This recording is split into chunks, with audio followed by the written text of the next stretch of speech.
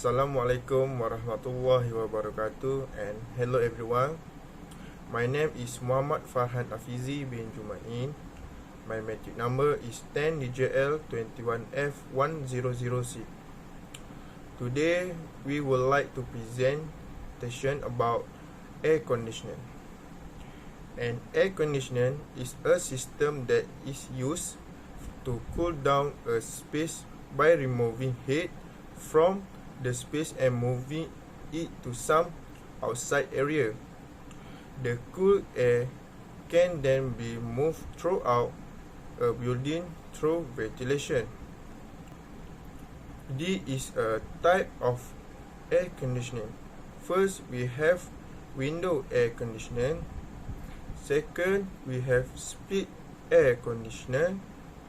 Third, we have portable air conditioner. And number 4, we have central air conditioner. Hello, my name is Raja Faik bin Raja Azhar. My metric number is 10 Djl30022. Okay, now I want to continue about type of air conditioning. Window air conditioning. Window air conditioner unit is fitted in a window sill or a slot in the room's wall that is especially made for it.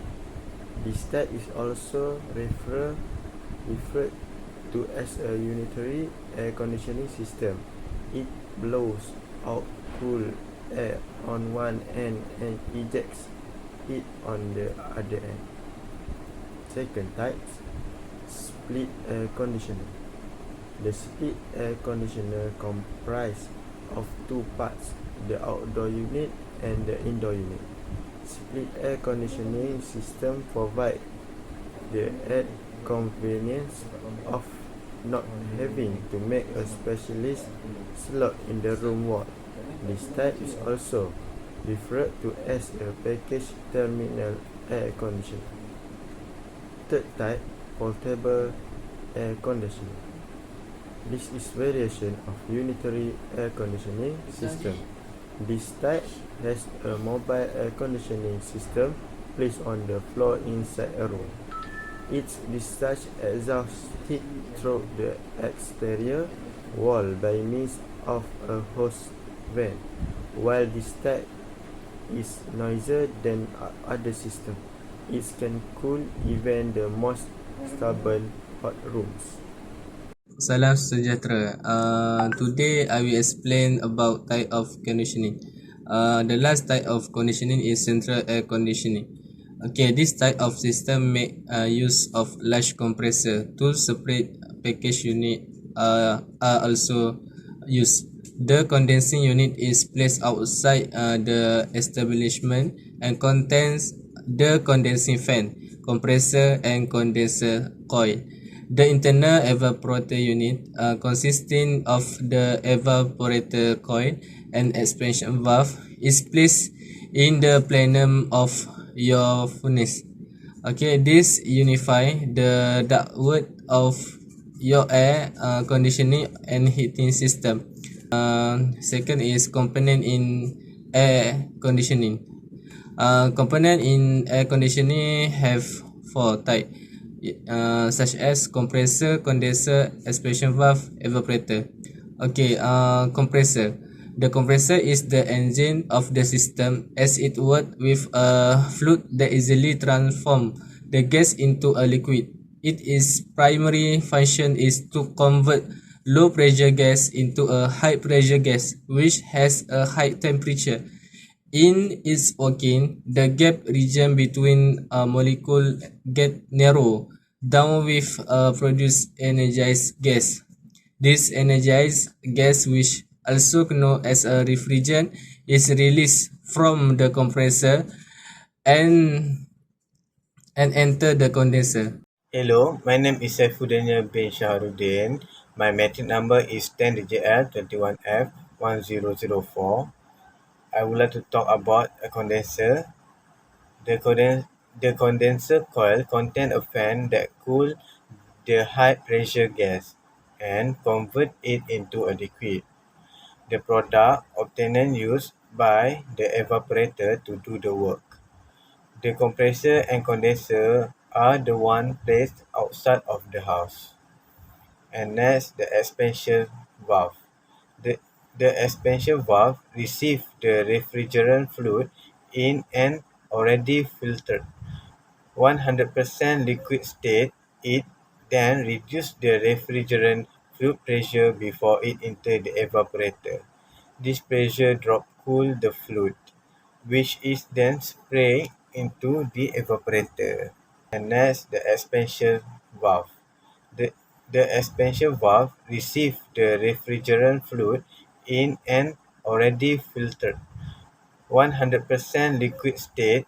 It then reduces the refrigerant fluid pressure before it enters the evaporator.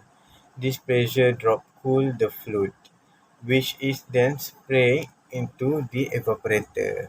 Next component is evaporator. Evaporator are air conditioning component found inside the house near the furnace. It connected to the condenser with an extreme thin pipe. The, the high pressure gas is transformed into a low pressure liquid of the air conditioner. The liquid is then converted to gas due to the decreasing pressure. The fluid of refrigerant is what takes away the heat and cools it off. The evaporator releases the fluid in form of a gas in order to get compressed again by the compressor. All of this happen in a cyclic fashion. Okay, my name is Vignesh. I'm from class DJL4A. My metric number is 10 DJL21F1005. Now I will explain about working of an air conditioner. An air conditioner transfers heat from the inside of a building where it is not wanted to the outside. Refrigerant in the system absorbs the excess heat and is then pumped through a closed system of piping to an outside coil. A fan blows outside air over the hot coil, transferring heat from the refrigerant to the outdoor air. Because the heat is removed from the indoor air is cool. Then the flow of air conditioning. The refrigerant from the evaporator will entering inside the compressor. Then the compressor will compress the refrigerant from low pressure to the high pressure. Other than that, the temperature also in high pressure after happening the compress the refrigerant. Then the refrigerant will flow to the condenser. Condenser will reduce the heat of refrigerant by using a cooling fan.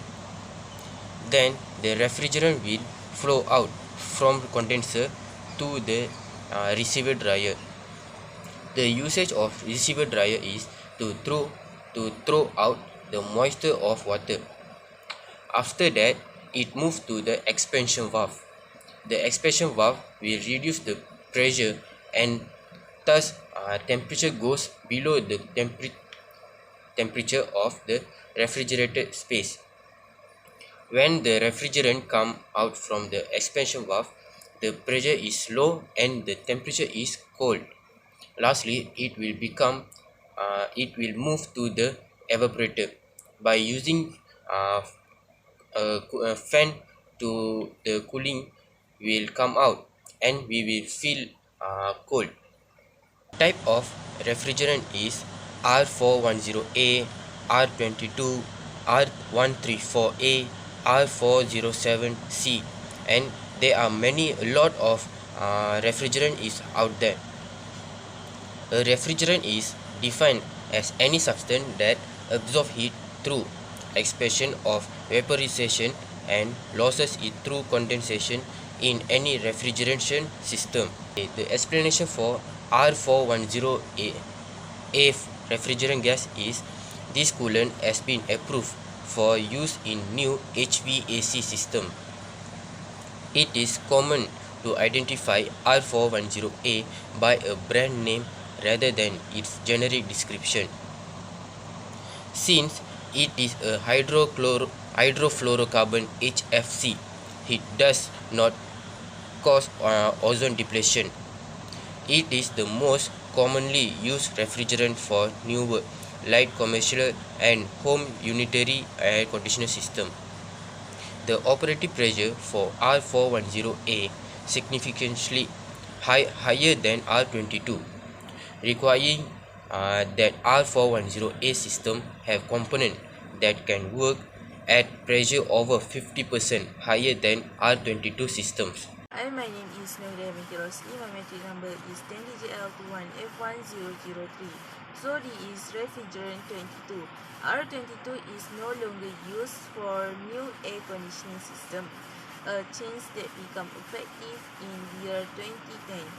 A common brand name for R22 is Freon R. This coolant is a hydrochlorofluorocarbon HCFC, a type of coolant that is no longer used because it causes ozone depletion. Use of this coolant is prohibited in all HVAC units after 2015. So next is refrigerant 134A. This coolant is used in many different refrigeration and air conditioning systems around the world. Because it is a hydrofluorocarbon HFC, it doesn't cause ozone depletion as older coolant did. It is the first non-ozone depleting fluorocarbon coolant to have been successfully commercialized. This coolant has a single component and no glide and is used in many big commercial screw chillers. So this is refrigerant 407C. This coolant goes by the brand name Genetron 407C and Suva 407C among others. R407C is a hydrofluorocarbon HFC and is preferred because this type of compound doesn't lead to atmospheric ozone depletion. R407C is the closest match to R22 of all the highest temperature hydrofluorocarbon coolant options. This is a high glide coolant and has lower efficiency than others, but because it has similar pressure to R22, it provides the simplest conversion. Hi everyone, my name is Kirtivasan. I'm from class DJL4A. My metric number is 10DJL21F1001. I'm going to present about advantages and disadvantages of air conditioning. First, we talk about advantages. The first advantages is reduced possibilities of asthma attack. Asthma is a respiratory condition triggered by poor air quality and pollutant. Individuals with asthma are particularly vulnerable to air pollution. The next advantage is a lifesaver. It helps for emergency power generation and remote and offshore location, and finally in humanity aid. The third advantages is controlled humidity. Controlling humidity is an important aspect of maintaining a comfortable and healthy environment, whether it's not in homes or office or other indoor space. Humidity refers to the amount of moisture or water vapor present in the air. Both high and low humidity level can have various of effect on human health, as well the condition of buildings and materials. The next one is improved sleep. It's important to take note that excessively highly humidity levels can also have adverse effects such as promoting the growth of mold, bacteria and dust mites. Therefore, it's essential to strike a balance and ensure moderate humidity level for optimal sleep, comfort and health. Using humidifier and dismissiver depending on the specific needs and environmental condition can help achieve the maintain the desired humidity level in the bedroom for improved sleep. Moreover, inhabited insect reproduction. Certain insects such as dust meets in the environment with high humidity. By keeping humidity level in check, you can create an inhospitable environment for these pets, limiting their reproduction and population growth. Lower humidity levels can also help deter other common indoor pets such as cockroach and silverfish as they prefer moisture rich environment. Now we talk about disadvantages of air conditioning. The first disadvantage is high energy bill.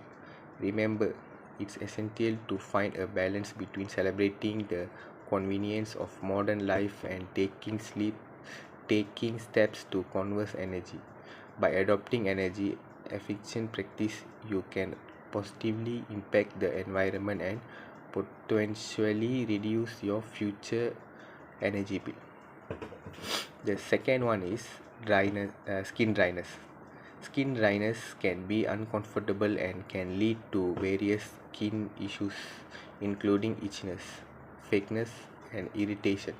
Remember, everyone's skin is unique, and it may take some trial and error to find the right skincare routine for you. Patience and consistency in following a moisturizing regimen will help improve your skin's hydration and overall health. The third one is negative environmental impact. It is not appropriate to celebrate negative environmental impact as they can have significant and harmful consequences for our planet and future generation. Instead, it is crucial to acknowledge this impact and take proactive steps to mitigate. The fourth disadvantages is respiratory complication. Respiratory complication can have serious implications for an individual's health and well-being. It is being essential to approach this topic with empathy, understanding, and a focus on prevention, management, and support. The last one is increased flu, cold, and symptoms. These symptoms can be for uncomfortable and distressing for individuals, and they also can contribute to the spread of illness within communities. Instead of celebrating these symptoms, it is more constructive to focus on prevention, management, and supporting those who are affected. That's all from me. Thank you.